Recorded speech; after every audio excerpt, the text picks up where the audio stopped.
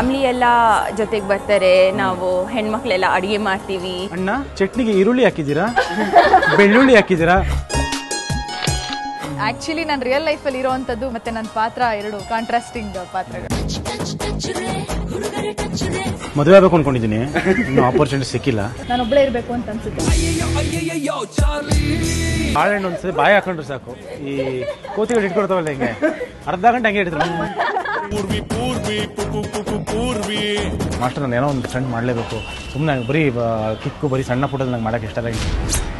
ನನ್ನ ಹುಡುಗಿ ತಂಟೆಗೆ ಬಂದರೆ